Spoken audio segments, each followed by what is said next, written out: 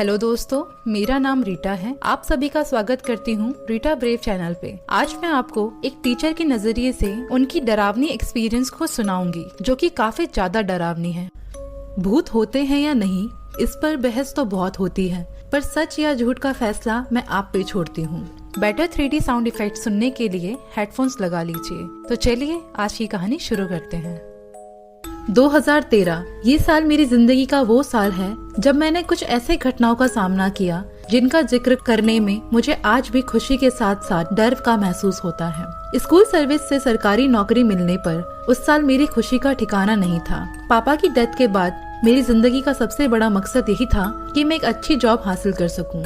ये बात भी है कि मुझे 2010 में भी जॉब मिली थी, लेकिन तब वो स्कूल मेरे घर से 5 घंटे की दूरी पर था। लेकिन 3 साल की कड़ी मेहनत और इंतजार से मुझे मेरे घर के करीब 35 किलोमीटर की दूरी पर अब दोबारा जॉब मिली है। शहर से आई हुई उनकी इंग्लिश टीचर को गांव के हर बच्चे ने बहुत प्यार से स्वागत किया। मैं सीनियर क्लास के लिए अपॉइंट थी। सभी बच्चे मुझे प्यार करते और सम्मान देते थे। उनके लिए मैं इंग्लिश टीचर कम और दोस्त ज्यादा बन गई थी। पर मुझे वो स्कूल बिल्डिंग इतना पसंद नहीं था, क्योंकि कुछ दिनों बाद मुझे पता चला उस स्कूल बिल्डिंग के पीछे एक शमशान घाट था। अभी वो शमशान घाट वहाँ नहीं है, वहाँ बस एक बंजर जमीन है, और इसलिए स्कूल की बिल्डिंग को लेकर गांव वालों में काफी ज्यादा रूमर्स फैली हुई है। बस इसी वजह से ठंड के समय शाम के 5 बजे के बाद उस बिल्डिंग के आसपास कोई भी नहीं रहता था। लेकिन मैं हमेशा से थोड़ी अलग थी, थोड़ी जिद्दी भी थी, इसलिए इन सब बातों और कहानियों पर कोई भरोसा नहीं था। मेरे कलीग मुझे हमेशा 5 बजे के बाद स्कूल में रुकने के लिए काफी मना करते थे।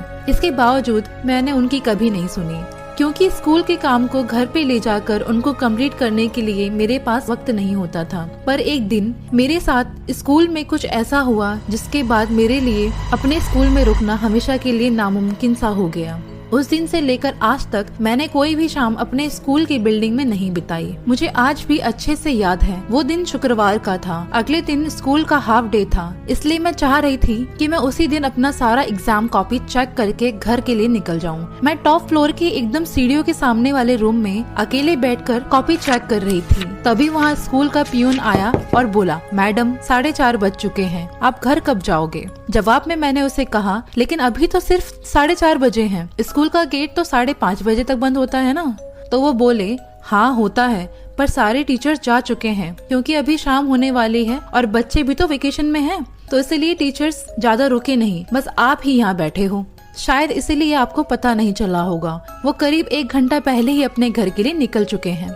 मैंने थोड़ा मुस्कुराकर कहा, मैं इतनी दूर से यहाँ आके इतना सा काम करके जल्दी घर नहीं जाना चाहती, तो मुझे ये सब बता के कोई फायदा नहीं है। मुझे पता लग गया था कि पियून भैया मुझे घर भेजकर खुद घर जाने के लिए सोच रहे हैं, पर उनको मेरी किसी भी जवाब से कोई फर्क नहीं पड़ा, और अब की बार वो थोड़ा भारी आवाज में बोले, मैडम शायद आपको पता नहीं, यहाँ पर कोई भी शाम तक नहीं रुकता, क्योंकि उनको काफी अजीब सी आवाजें सुनाई देती है, और गाँव वालों का ये भी कहना है शाम के 5 बजे के बाद यहाँ पे रुकना बिल्कुल भी ठीक नहीं है, इसलिए आप घर जाइए। देखिए, अगर आप चाहें तो आधे घंटे के लिए मैं यहाँ रुक सकता हूँ, लेकिन उसके बाद मैं भी चला जाऊँगा। उनसे बहस करके कोई फायदा नहीं होगा। ये सोचकर मैंने उनको कहा, ठीक है, आप 5 बजे तक यहाँ रुक जाइए, तब तक मैं भी अपना काम कर लेती हूँ। उनके जाते ही मैंने दोबारा अपने काम पर ध्यान दिया, और देखते ही देखते 5 बज गए। मुझे पता ही नहीं चला, और अभी तक मेरे आधे से ज्यादा काम बचा हुआ था। तभी फिर से वहाँ पियून भैया आ पहुँचे और उन्होंने कहा, मैडम 5 बज चुके हैं, आप घर नहीं जाओगे क्या? उनकी बातें सुनकर इस बार मैं थोड़ा चिढ़ सी गई। एक तो पहले से इतना टेंशन था, सारे कॉपी चेक करने के बाद मंडे तक मुझे सारी मार्कशीट जमा करनी थी, तो मैं गुस्से में बोली, मैं अपने हिसाब से ही घर जाऊंगी, आपका फोन नंबर है मेरे पास, अगर कुछ हुआ तो मैं आपको बुला लूंगी, पर 5:30 बजे से पहले मैं यहाँ से नहीं जाने वाली। वो फिर भी बिना मेरी बात को माने कहते गए, मोहित सर भी जा चुके हैं, आपको यहाँ से गाड़ी मिलने में दिक्कत हो जाएगी। मैंने कहा, उससे क्या होता है, मैं जरूरत पड़ने पे 6 बजे की गाड़ी आने तक का वेट कर लूंगी। मेरी जिद देख के पियून भैया यहाँ से निराश होकर चले गए, पर उनके जाने के बाद मुझे बहुत बुरा सा लगा, क्योंकि वे उम्र में मुझसे काफी बड़े थे, और आज मैंने उनसे थोड़ी सी बदतमीजी से बात की। अगले दिन मैं उन्हें कैसे भी मना लूंगी, ऐसा मन ही मन सोचकर मैं अपने काम पे वापस लग गई। धीरे धीरे चारों तरफ अंधेरा सा होने लगा। गांव के सरकारी स्कूल में बिजली की होने के बावजूद भी वहाँ बस छोटा सा बल्ब ही होता है, और वो भी इतनी धीमी रोशनी देता है। जैसे तैसे उस रोशनी के सहारे मैंने अपनी कॉपी चेक की और मुझे अचानक से एक औरत की रोने की आवाज सुनाई दी। जिस रूम में मैं बैठी थी ठीक पीछे की दीवार से वो आवाज आ रही थी। उस दीवार के बगल में एक छोटा सा हॉल भी सटा हुआ था, जहाँ से हम सब टीचर्स बच्चों पर निगरानी रख सकते थे। उसी हॉल से मैंने झांक कर देखा तो मुझे अंधेरे के कारण कुछ क्लियर तो नहीं दिखाई दिया, पर इतना पता चल गया कि वहाँ कोई नहीं था। इसलिए मैं दोबारा अपनी कॉपी चेक करने लग गई। तभी किसी की चीखने की आवाज मेरे कानों में गूंजी, जैसे कोई बहुत जोर से चिल्लाकर मेरे पास से गुजर गया हो। इस बार मैंने उतना रिएक्ट नहीं किया। मैंने अपने मन का वहम सोचकर इस बात को इग्नोर कर दिया। पर कुछ देर बाद ही मुझे किसी की छत पे कुछ तोड़ने फोड़ने की आवाज सुनाई दी, जैसे कोई जमीन पर कुछ जोर जोर से पटक रहा हो और एक कॉर्नर से दूसरे कॉर्नर पर भाग रहा हो। इसी के साथ फिर से उस औरत के रोने की आवाज सुनाई देने लगी। उस क्लास में कोई नहीं है, ये मैंने अपनी आंखों से खुद देखा था। फिर ये रोने की आवाज कहाँ से आ रही है, ये सोचकर मैं परेशान सी हो गई। अचानक से पता नहीं क्यों पर मेरे रूम की छोटी सी बल्ब जल बुझ रही थी। एक साथ इतना सब कुछ होते हुए देख मैं पहली बार बहुत ज्यादा डर गई। मुझे लगने लगा कि शायद इस स्कूल के बारे में जो रूमर्स फैली है वो सच ही है। मैंने अपने टेबल पे पड़े हुए सारे बिखरे सामान को उठाया और मैं उस रूम से निकलने ही वाली थी कि तभी मुझे ऐसा महसूस हुआ कि कोई मेरे ठीक पीछे खड़ा है। मैं मुड़ने ही वाली थी कि मेरे कानों के पास किसी के कुछ खुसफुसाहट के साथ हल्की सी हंसी की आवाज सुनाई देने लगी। मुझे कुछ समझ नहीं आ रहा था कि वो क्या बोल रहा है, लेकिन मैं वहाँ से जैसे तैसे करके बिना पीछे मुड़े सीढ़ियों से नीचे उतरकर स्टाफ रूम तक भागी और वहाँ जाकर अपना लॉकर खोला, सारी चीजें उसमें रखा और बैग उठाकर दरवाजे की तरफ भागने ही वाली थी।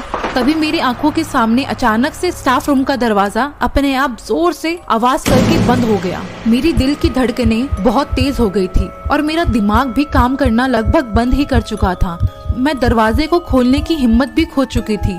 थोड़ी देर मूर्ति की तरह वहीं खड़ी रही और उसके बाद पियून भैया को आवाज लगाई, शंकर भैया कहाँ हो आप? शंकर भैया।